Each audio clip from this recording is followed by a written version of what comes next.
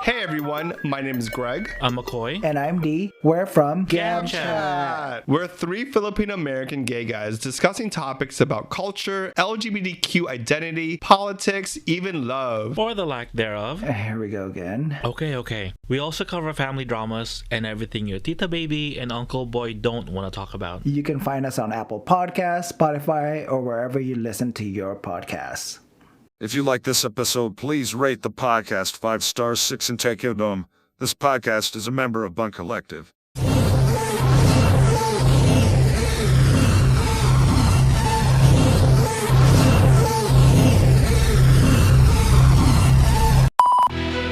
Welcome to your unfiltered Tagalog Wrestling Podcast. This is the MTG Show Podcast.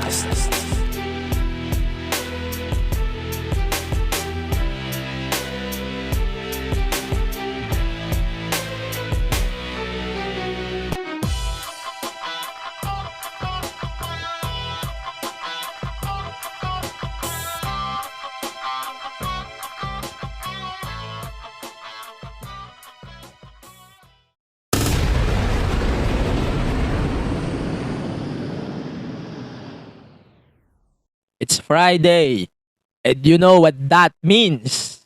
Welcome to your unfiltered Tagalog Wrestling Podcast, and this is the MTG Show Podcast, a wrestling podcast.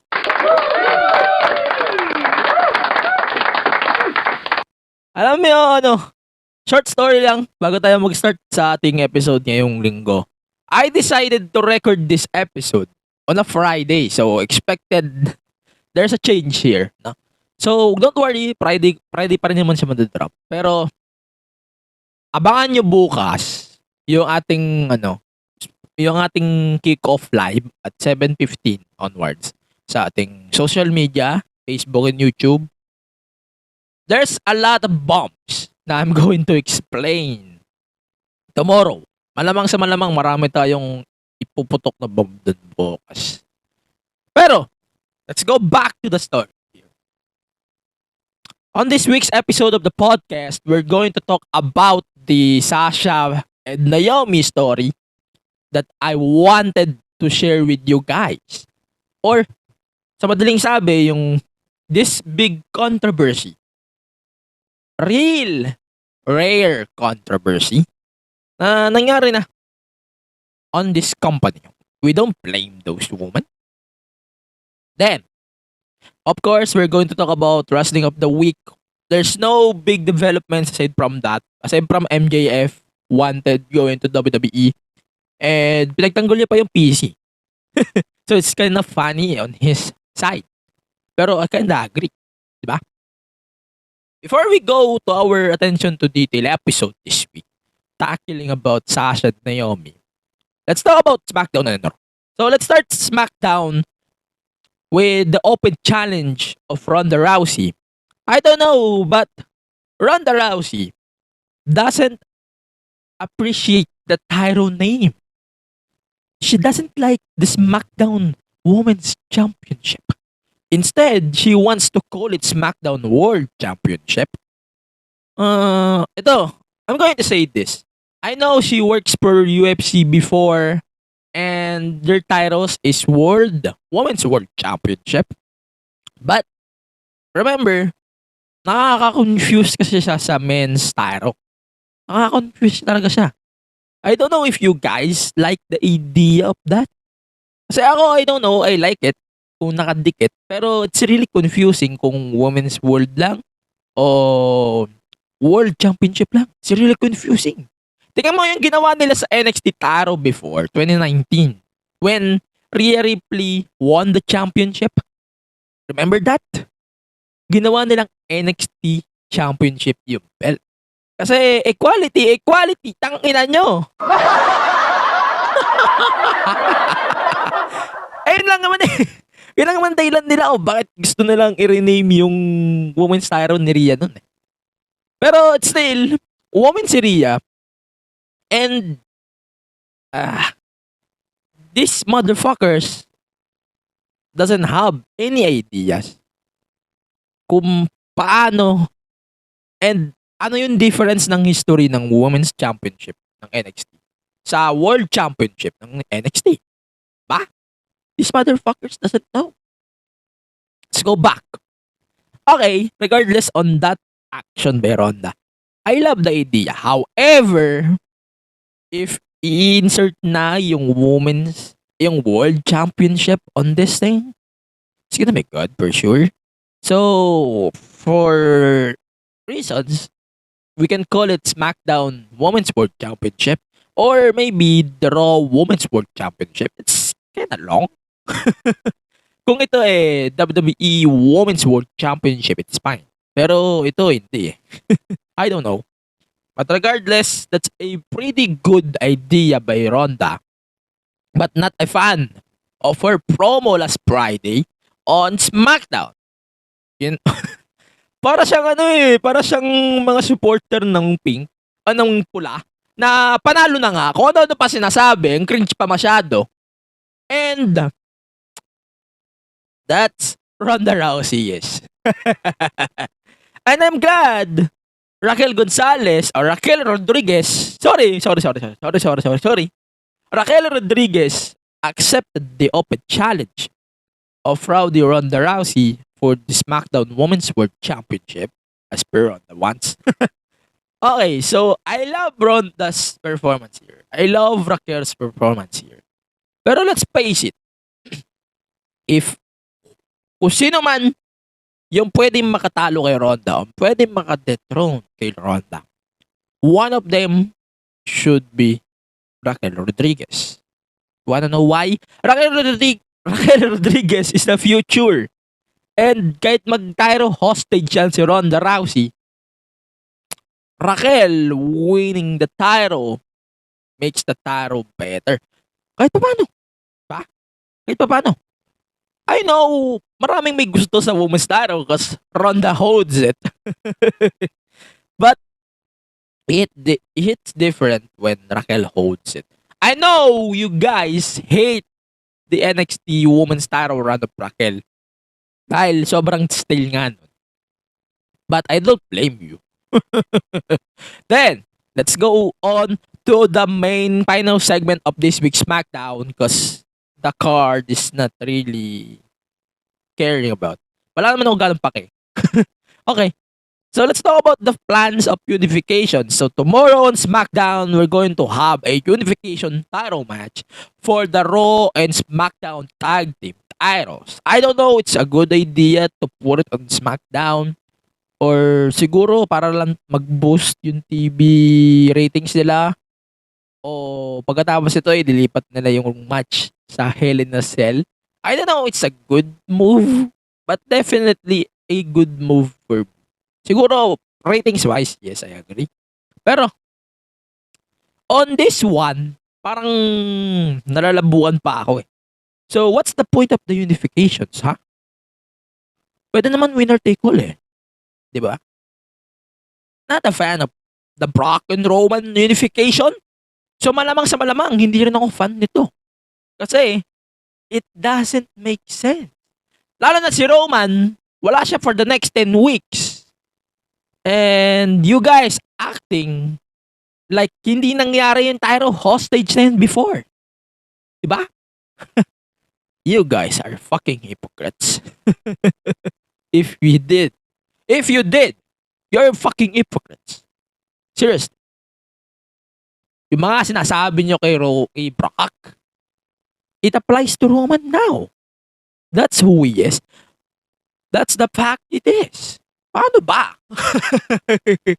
Paano ba mag-work out si Roman as the undisputed world champion? Aside from defending the titles simultaneously. Paano ba mag-work out? Drop it, Toad. Okay, anyways, the match will take place tomorrow. I don't want to give my prediction on this. Siguro ang hirap. Ang hirap. I think Brock will win on this. Brock will win on this. Siguro the Usos will win on this. Or pwede rin RK Bro, distraction by Roman as sila yung magti-take advantage. Ganon. Siguro ganun lang. Siguro yung mga takes ko pa on SmackDown, wala naman. Wala naman ako masyadong takes on SmackDown this week. SmackDown is takes on this week's episode. Let's be real. Tangina nga. Bonus pa, bago tayo magbubonsor. Wala naman kayo ina-advertise na matches sa SmackDown eh. Ina-advertise nyo, tagilid. Pagdataka pa ba ako? WWE is tagilid in general.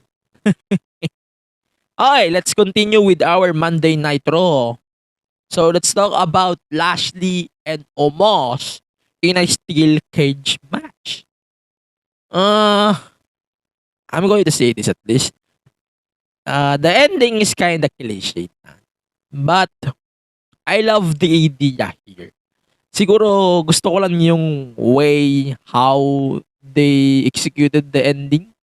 Ang problema lang dito kumunti lang yung TV time kasi of the commercials. But regardless, I love how they managed to summarize or to give us everything what's happened on that steel cage match.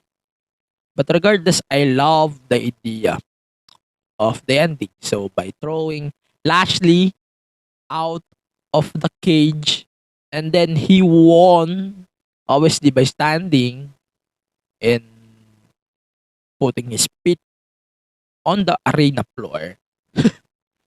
Kinda rare. Ay, hindi kinda rare. Sobrang cliche din na ito eh.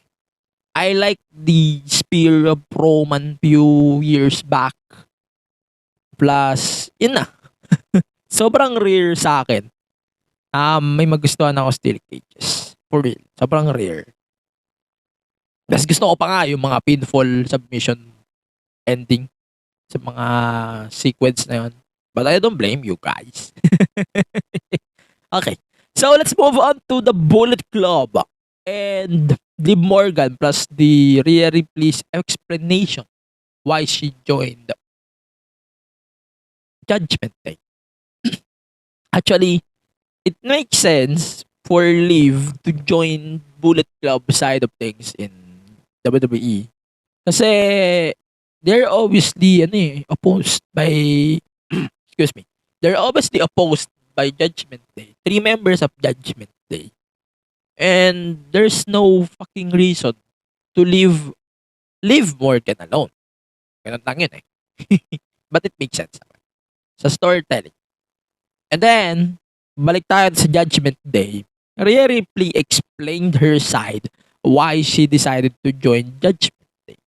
So, she said na she doesn't like na maging puppet ng mga fans in every week or acting like Liv Morgan. She said that on that episode of Raw. And I'm kind of impressed on Rhea Ripley here.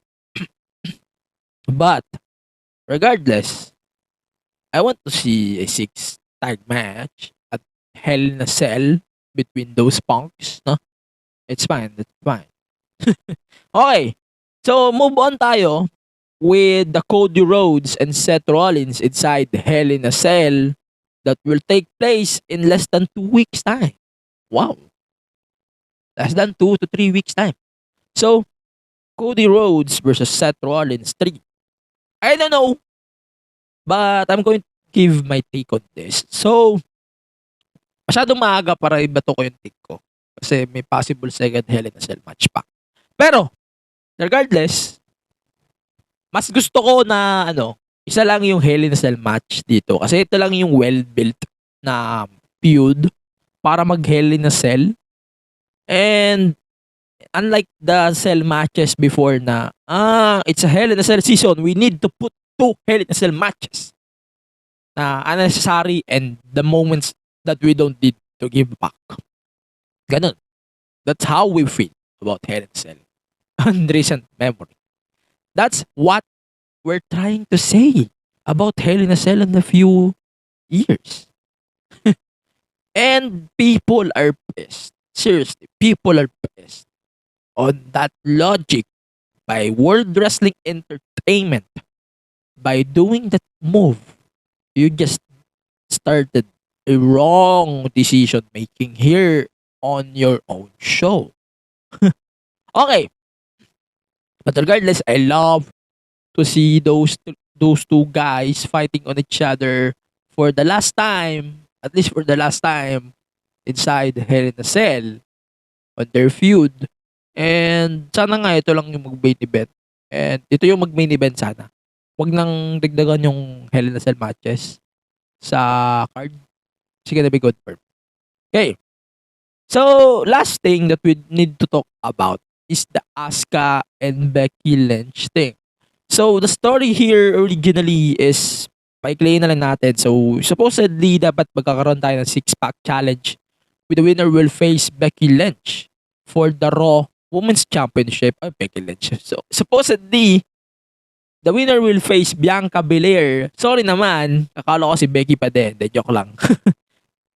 Bianca Belair, the winner will face Bianca Belair for the Raw Women's Championship at Hell in a Cell pay-per-view.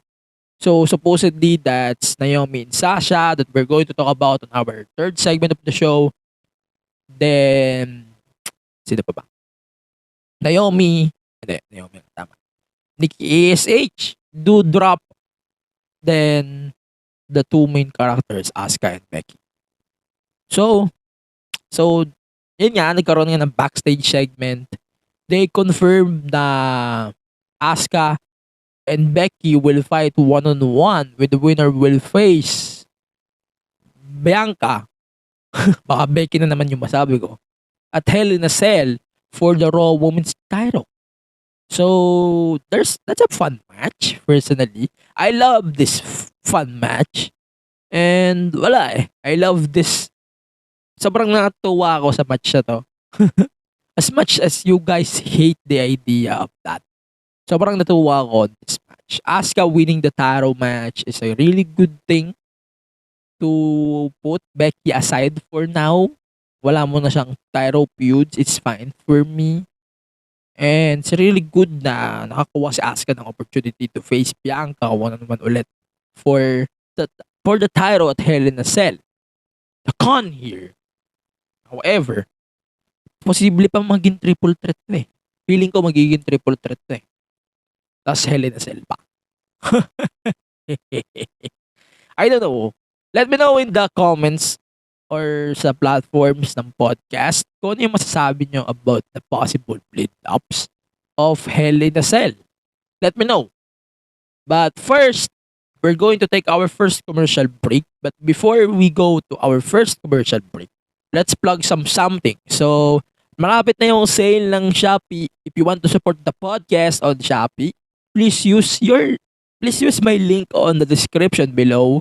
Doon sa link TR ko, or you can go to podlink.co/BHX. Again, that's podlink.co/6GS. Ay, 6. Tama ba? BHX, sorry. BHX, or check the description na lang on this episode of the podcast. Pwede nyo naman pindutin yung link. You can go to the Shopee app and mag-check out, and everything na matutulong nyo dyan mag-check out nyo is gonna be a big run for me on this podcast with no extra cost. So, we're going to take our first commercial break, and when we come back, we're going to talk about NXT Dynamite and the NXT UK match from last week's NXT UK. And later, we're going to talk about deeper talks about the Sasha Naomi thing on this week's episode of Attention to Detail. But for then, let's check our bunk mates here on Bunk Collective.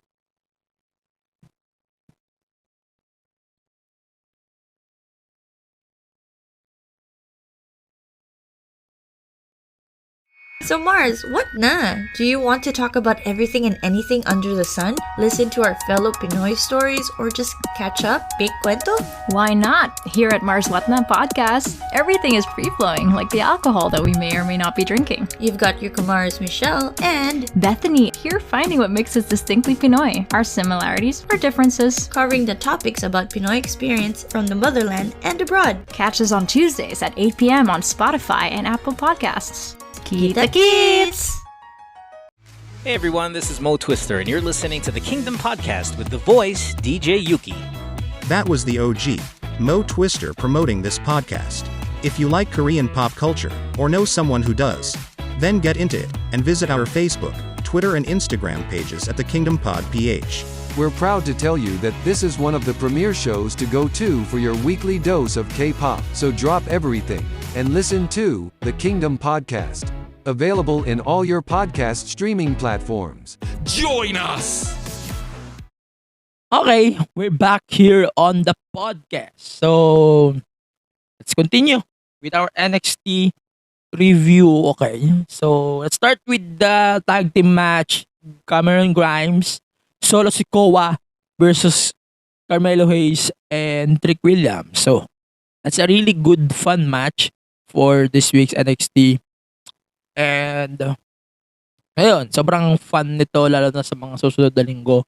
We are getting the rematch between Grimes and Hayes for the NXT North America Championship at NXT In Your House, the next special event. Marami pala tayong ipipredict on after ng double or natin, marami tayong ipipredict. So that's Hell in a Cell plus yung In Your House. Malamang sa malamang, there's a really good big card that we're going to predict soon. I love this match regardless. And sobrang fun lang. Sobrang fun knowing those guys na sobrang athletic. And kilala na rin sa NXT as well. Okay. So, let's continue. So, the rematch between Joe Gacy and Bron Breakker is now official for NXT Stand and Deliver. NXT In Your House. Stand and Deliver na naman. I don't know guys, but I'm not a fan of the gimmick na ginagamit ngayon, Joe Gacy. Hindi talaga ako hindi talaga ako mapalapit sa gimmick niya. Lalo't sobrang gulo ng execution ng gimmick niya. I don't know kung ako lang, pero sobrang gulong-gulo ako sa gimmick ni Joe Gacy. Let me know in the podcast section below na if you're a fan of Joe Gacy's gimmick here. Kasi ako, sobrang gulong-gulo ako on Joe Gacy. I don't know if you guys do, pero sobrang naiinis ako on his part na, okay, I'm a psychopath. Tapos next week, I'm going to act like The Undertaker. I'm going to act like The Fiend. Sobrang gulo, sobrang dumi pa. Kumbaga, sobrang dungis pa. Na hindi natin malaman kung ano pa yung gustong ipalabas sa atin ng WWE. It's really dull for me. Sobrang dumi pa ng scenario for that. So, regardless, let's move on to our next stuff here. So, we got the Viking Raiders, and the Creed Brothers too from this week's NXT. I don't know, but this is one of my favorite matches of this week's episode. Kung may picks of the week na ako, one of them should be this one. Sobrang ganda lang ito. I love the idea of the match. And it's a fun match. Basically, a fun match for me. I don't know if you guys, if nanonood pa rin kayo ng NXT, but it's a really good fun match kung ako tatanungin nyo. I don't need to explain everything, just to watch. Alright? Just watch. Okay? Okay, let's continue. Let's talk about the breakout tournament muna before we continue on our episode. Kasi, on the latest episode of NXT, so the qualifying matches is over. So we got Nikita Lyons from the last week's episode. Nikita Lyons qualified against Ariana Grace, the daughter of Santino Marella. Then Roxanne Perez defeated Kiana James on this week's episode of NXT. Then Lash Legend defeated Tatum Paxley, and Fallon Henley defeated Sloan Jacobs. So, what we're getting here is Nikita and Henley, then Roxanne Perez and Lash Legend. Si Lash Legend, I know, hindi pa siya safe worker sa akin eh. Parang hindi pa siya big finish eh. She's average, but could be better. Pero I think doon pa rin ako sa prediction ko last week, I think, na Nikita and Roxanne Perez yung magpa-finals dito for the breakout tournament. Yun lang. Then, let's talk about the main event of this week's NXT. So, it's Santos Escobar and Tony D'Angelo fighting for the dawn. Or, for the good of NXT. Alam nyo, itong si Santos at saka si Tony D'Angelo, kung pag-uusapan natin itong dalawang to, they're two of the biggest SOBs in NXT and their acting of that gimmick is so really good. Sobrang ganda. Yung Don kay Tony at saka yung yung part kay Santos na he's acting the Emperor of NXT. That's really good. In my point of view, sobrang ganda. But when two of these goons faced off in a match, there's a difference. And I think we should know na ganito yung mangyayari. That's a really, really good match between those two. No? Sobrang ganda ng pinakikita dito ni I love Tony's performance here on this gimmick. I love Santos Escobar in the ring on that match. But Santos won the title by chip shot. So he punched Tony D'Angelo with a forefinger. Malamang sa malamang i-stun yan. Check ko nga mamaya sa YouTube. Then, that's a really good match. Regardless on what we're trying to say here, that's a really good match. Okay, so yun lang. Let's move on to Dynamite now. Kasi Dynamite is really stacked. Kuno. Let's start with the wild cards here. So, we got the Owen Cup qualifying matches. So, Samoa Joe defeated Johnny Elite, Johnny Gargano, Johnny Nicknames. Johnny Nicknames, na lang, para mabilis. Johnny Nicknames. He defeated Johnny Nicknames. And Britt Baker defeated Maki Ito for the women's side. I don't know guys, kung ako lang, pero okay lang sa akin yung mga jokers nila. Siguro, hindi nila talaga bilonggahan yung jokers. Kasi, they think na mas marami pang pwedeng abangan sa pay-per-view on May 29th. Mas marami daw tayong dapat abangan on the pay-per-view, not on this one. So, it's kinda, intriguing pa din sa akin kung ano yung mangyayari next week sa Double or Nothing. But it really makes me excited on Double or Nothing. No? Sobrang excited ako on the pay-per-view. Kaya lang, 2 weeks na lang before the pay-per-view, kaunti pa rin yung matches. So, sana naman wag umabot ng 10, 11, 12 na naman yung matches. Tangina, nakakakurat. I know, 4 hours yung pay-per-views ng AEW, pero nakakayamot. Ewan ko guys sa inyo din, pero nakakayamot.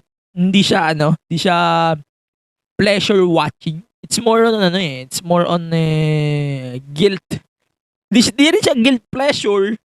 Just to know you guys. Hindi siya guilt hindi siya guilt pleasure eh. It's more on nakakayamot.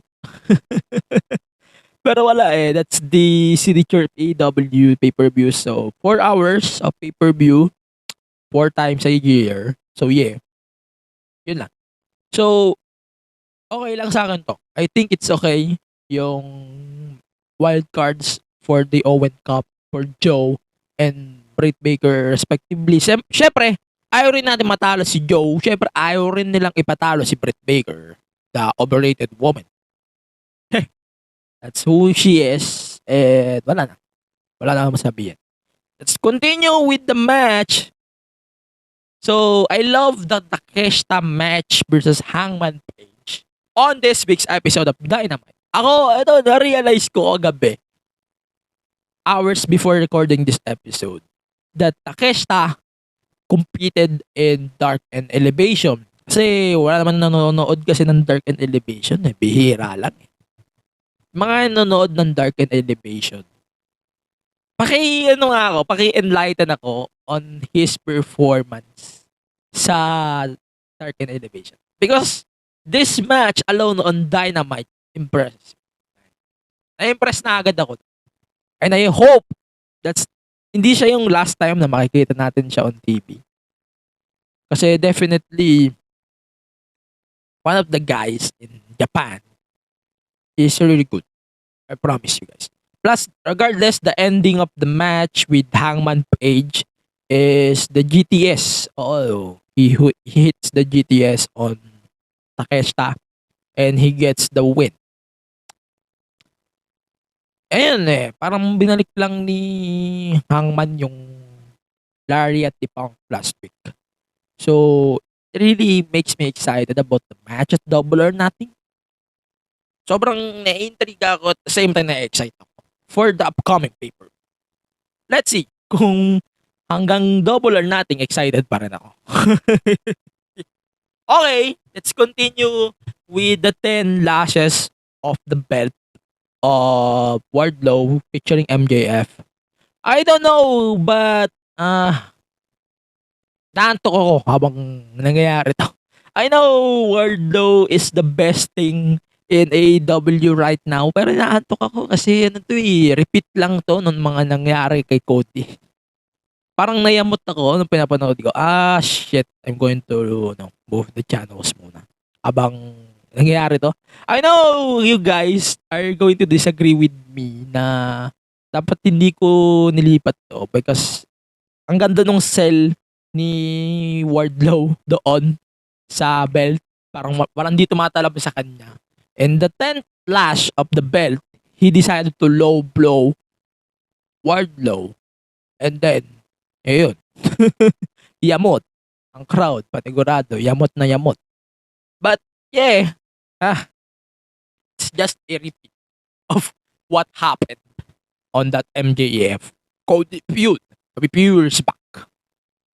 So, then, magre-recap muna tayo about the Owen Cup on this week's episode of Dynamite. So, Samoa Joe defeated Johnny Elite. Britt Baker defeated Maki Ito. Adam Cole defeated Jeff Hardy on this week's main event of Dynamite. Then, Kyle O'Reilly defeated Rey Fenix in a qualifying match, semifinals, for the Owen Cup then. I love this match. I don't know. I love the Kyle O'Reilly Rey Fenix match. Sobrang sobrang guilt pleasure sa akin I don't know if you guys love the Kyle O'Reilly thing, but sobrang guilt pleasure yung match na yun sa akin. So I'm going to rate it in advance 4 out of 5 because that's a really good matchup. Then, let's talk about the Jericho and William Regal thing. Ray Phoenix to sabihin ko. Putang ina. Ayun, so they brought out the history of BCC, then yung history of Jericho and William Regal before sa NXT sa WWE. And I love to see those guys fighting, and ayun, sobrang gaan ng pakiramdam ko about that. So, in the end of that segment, Jericho proposes a stadium stampede match at Double or Nothing, but Jon Moxley aggressively rejects the idea of stadium stampede. So, instead, Jon Moxley proposes an idea na 5-on-5 na lang daw. Anything goes. No countouts, no disqualification. Anything goes. That's what they proposed. And I don't know, but hindi pa rin ito na-official per pay-per-view. I don't know. Kasi, nag-usap na sila. Pabor na sa kanila yung laban what's the point of that crap? Kung hindi na lang i-official agad yung laban, then what's the point of this shit? Like, what the fuck? Irarush nyo ba yung pay-per-view sa last episode of Dynamite? Like, what the hell?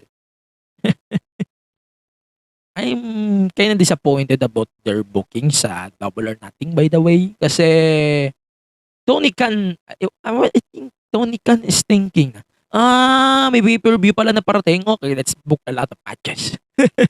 ganon ang ginawa ni TK dito sa Dawn, Double or Nothing. And it's just stupid.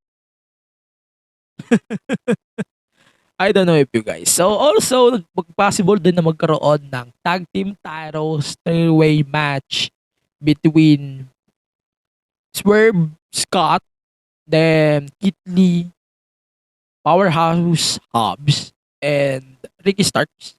Then the champions, Luchasaurus and Jungle Boy. So, yeah, I want to see those guys fighting for the tag titles. Okay lang, not bad. But, yeah, ayun.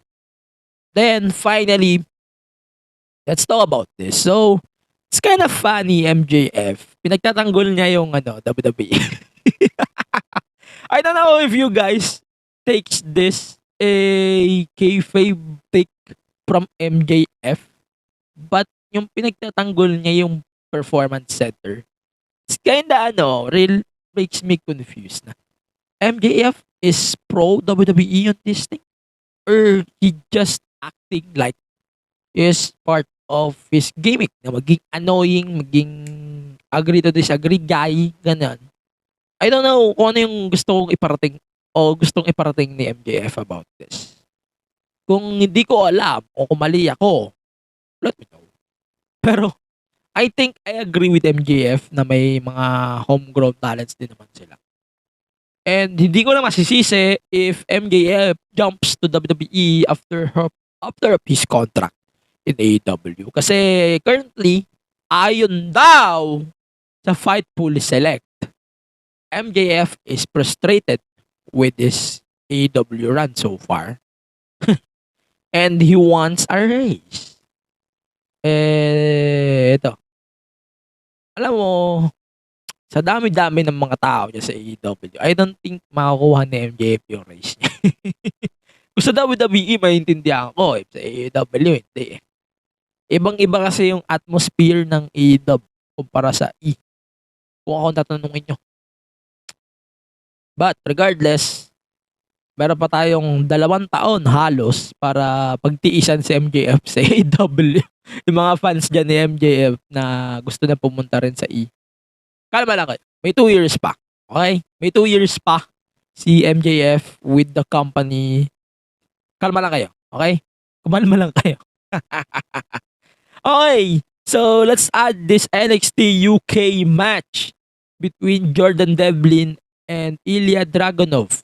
This also may match of the week sa ating picks of the week. Yeah. So, I love this match and with the stipulation of the loser must leave NXT UK. And this thing writes Jordan out of NXT UK. And I think papunta na rin siya sa 2.0. Soon. Di pa naman siya na-endorse o napapalabas sa 2.0. So definitely this is a sign na mukhang papunta siya sa 2.0 brand. And yeah, yun lang. I think I love, and regardless, I love the match between both of them. Yung ending, sobrang ayos para sa akin. Check out ko nga yung NXT UK later, probably para mas panood natin yung latest episode nun. Hindi na to, kasi napanood ko na to. Then yun, ayun lang basically for NXT UK. Then let's talk about some Impact stuff here. So they're endorsing the like Josh Alexander's opening a chest. Impact TNA chest.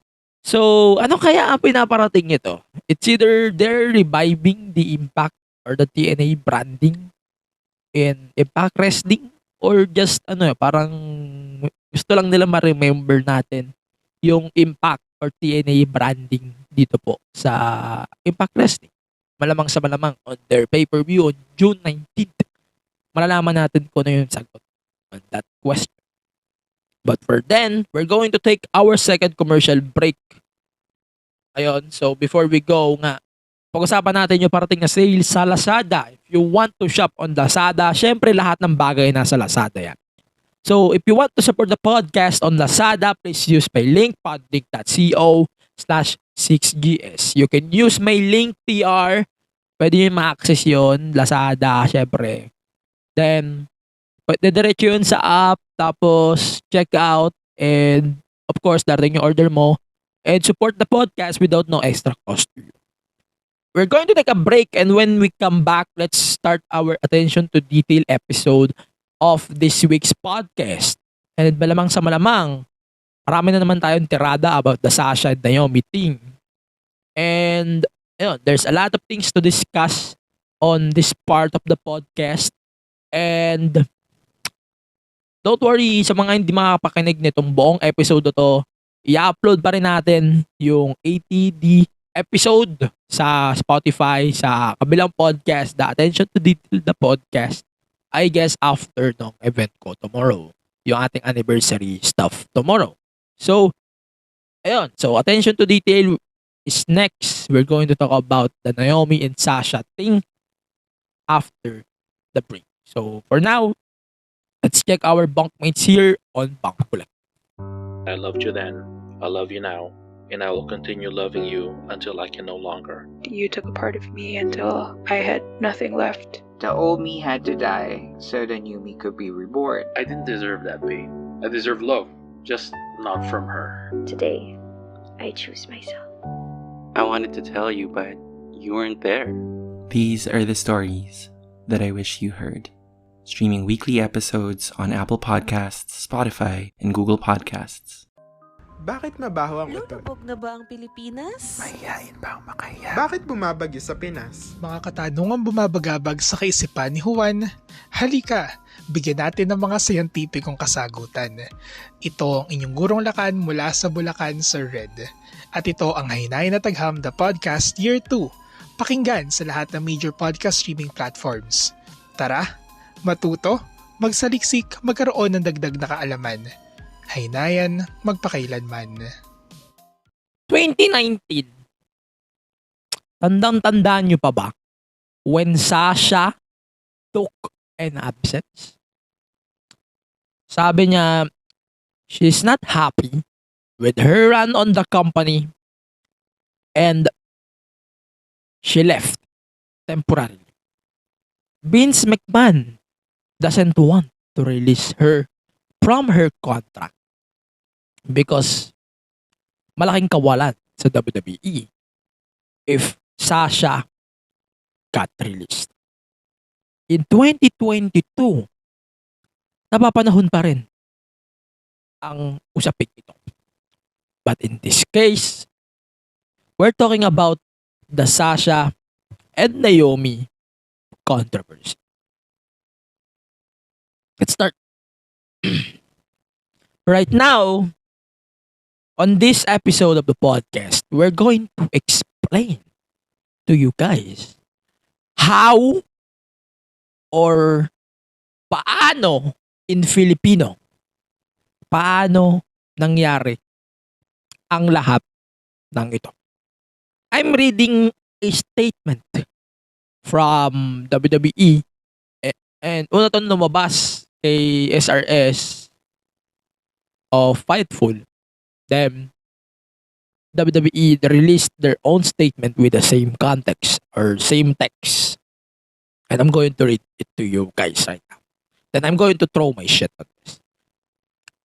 When Sasha and Naomi arrived at the arena, they were informed of their participation in the main event of this week's Raw. During the broadcast, they walked into the head of talent relations, John Laurinaitis, with their suitcases in hand, placed their tag titles on the table, and he walked away. They claimed that they weren't respected enough as NXT or tag team champion. And even enough kahit meron silang 8 hours to rehearse and construct their match. They claimed that they were uncomfortable in the ring with 2 of their opponents na hindi naman pinangalanan. But, yung nakalaban naman nila yun before, wala namang problema. Pero hindi rin naman nagpangalan eh. Let's go back to the story. With no consequences. Monday Night Raw is a scripted weekly show where characters are expected to perform as their requirements in their contracts. We regret that we are unable to deliver as advertised tonight's main event. I'm going to translate it to Filipino as soon as possible para lang mas maintindihan nyo mabuti. So, nung dumating si Sasha and Naomi in the arena, na-inform sila doon sa kanilang participation doon sa main event ng Raw this week. Habang ongoing yung broadcast, pumunta sila sa office ni Head of Talent Relations, John Laurinaitis, with their suitcases. Dilagay nila yung tag titles on the table and walk out. Sinasabi nila na hindi sila nire-respeto as tag team champions. And kahit handa naman sila para mag-rehearse and ma-construct yung kanilang sequence doon sa laban, sinasabi nila daw na yung dalawa sa kanilang mga kalaban ay hindi sila komportable na makalaban. Pero nakalaban naman nila yun before with no consequences. Sinabi rin ng WWE na Raw is a weekly show na scripted. Yes, scripted. There's the word, scripted. Where characters are expected to perform the requirements doon sa kanilang contracts. So, all of the WWE side of things are disappointed with that outcome. So, here's the take. Here's the take. Bakit? Sorry, mabibingi ako. Sarili kong boses. Sa lahat ng ibubuk nyo on that main event, bakit yung may championship pa? Sasha and Naomi is your tag team champions. And ang balita pa after nung Raw is Naomi is supposed to win the title by pinning Sasha.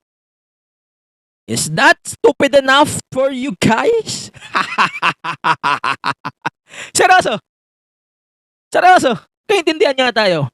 Gaano ba kayo katanga? If you don't know what I'm trying to say here on this very episode of ATD, I'm going to make things plain and simple. Alam mo namang tag team champions yan eh. Bakit mo ilalaban sa main women's title? Bakit mo nga naman ilalaban with the women's tag team champions? Or, as much as I can say, si Naomi and si Sasha, dapat may feud na yan versus Nikki ASH and Doudrop. Sila nga dapat yung magpupyud eh. And that's pretty stupid eh. Ang tatangan nyo. Ayan, para mas ramdam nyo, ang tatangan nyo. And sobrang funny nun. Kasi, Doudrop and Nike ASH didn't explain their expressions after that main event disaster. To be honest, wala rin akong ideya sa posibleng mangyari after this kasi wala pa namang updates afterwards. Pero, ang malaking pagkakamali lang ng producers and especially WWE, alam mo naman pala champion yan, putang inang yan eh. Bakit mo pa kailangan i-book for the women's title? Bibigyan niyo pa ba ng ideya na gusto niyo mag-split pa sila eh. Alam naman nating lahat, they're untouchable, they're everything. Tapos, ilalaban mo lang ng ganito. I know guys, natatawa lang ako dito. But I'm plain disappointed. Sobrang upset ako on that part. Na, Naomi and Sasha needs to fight. I don't know, I'm just telling the truth. Na, yes, magpapaka-casual tayo dito. Pero, on my mindset, sobrang labo eh. Sobrang labo. Are you going to tell me na this match only exists because we don't have any superstars? Ang labo eh. Ang labo. Like, what the fuck? Ang dami-dami yung women's dyan sa division, then you decide to put the tag teams? Labo eh. Ako nga kung Becky and Asuka nga lang yung endorse nila as the main event, I'm fine with it. Kasi at least makakabuo sila ng story dun eh. Or maybe di na nila binok kasi everything knows that Becky and Asuka are obsessed with Bianca Belair's Raw Women's Championship. But back to the context. Kung kayo ba ay ginawang tanga ng inyong employer o ng inyong boss, hahayaan mo ba na ganito yung mangyayari sa'yo? Hahayaan mo ba na gaguhin ka? Hahayaan mo ba na magmukha ka na lang tanga sa ginagawa mo? Kasi that's what they're trying to do with Sasha and Naomi. And I'm glad they took a stand on them. And some superstars like Shayna Baszler, former talents na hindi ko makita halos. Pero I think may nag-stand din naman for them. Pero, it's just plain stupid from WWE side of things. Na, alam mo naman palang tag-champions yan eh. Bakit mo kailangan ilaban sa women's title? And, like what I said before, if they want to kill the women's division, women's tag team division, and then kill it. Ganun lang eh. And I don't even get the point of the titles anymore. Kahit sa NXT, I don't get the point of the tag titles anymore. I don't know.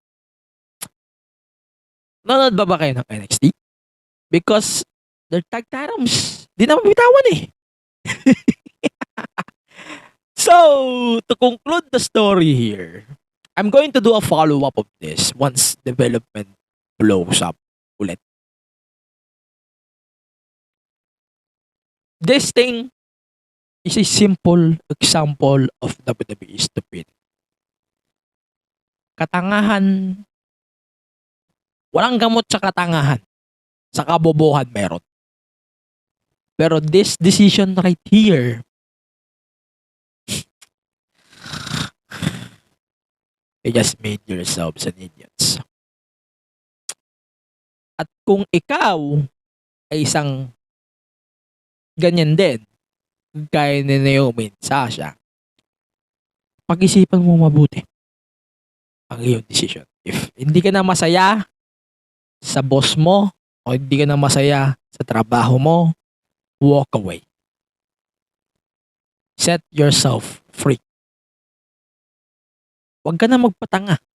Huwag mo na sayangin oras mo. Seriously. And to WWE, I don't know how to say this anymore. But screw you. And I hope this company can give some respect to their women's tag team or even in the tag team division in general. Or at least those two, Sasha and Naomi. I'm sad that Sasha and Naomi has to suffer this kind of bullshit WWE has or they're trying to do for this fucking sake of the company. I don't know anymore. Hindi na natin alam kung paano tayo pagtatanggol. Ang ating company na once na ring na idolo. Once na rin natin nasuportahan. Once na rin natin napuntahan sa mga live events. I don't know anymore. Until they resolve this bullshit, expect some changes here. But for then, that's my attention to detail. Ikaw ba ay nalulungkot, nalulumbay, at may only wifi? Oh my goodness! We got you a siomay! Ano daw? Welcome to Siligang sa Gabi na podcast kung saan pag-uusapan natin ang iba't ibang trending topics. Topic! Anything not under the sun, but under the moon. O, diba? Makisabaw with our new episodes every Wednesday. So follow us here on Spotify and listen to us for free. And This is Siligang sa Gabi, now streaming! Okay, let's go to our picks of the week on this week's episode of the podcast. In case you missed that attention to detail episode, this episode will be uploaded probably after of what's going to happen tomorrow on our anniversary live stream.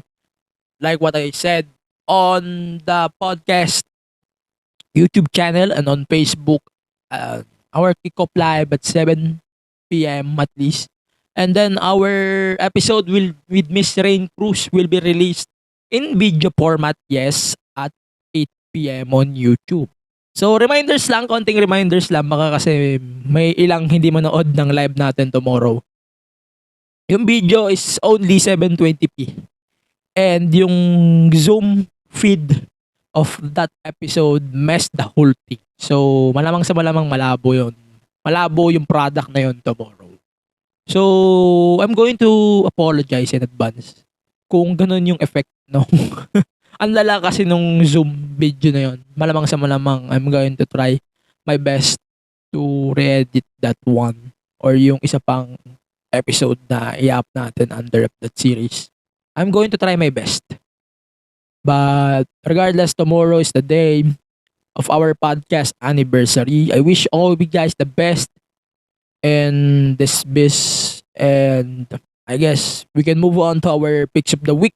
Our picks of the week on this week's episode of the podcast is the man of the week is Ilya Dragunov, the woman of the week is Natalia and Cora Jade, and the match of the week is Fatal 4-way match. It's Tanahashi, si Ospreay, Moxley, and Juice Robinson when Juice Robinson won the IWGP United States title at Capital Coalition on last week's event in US.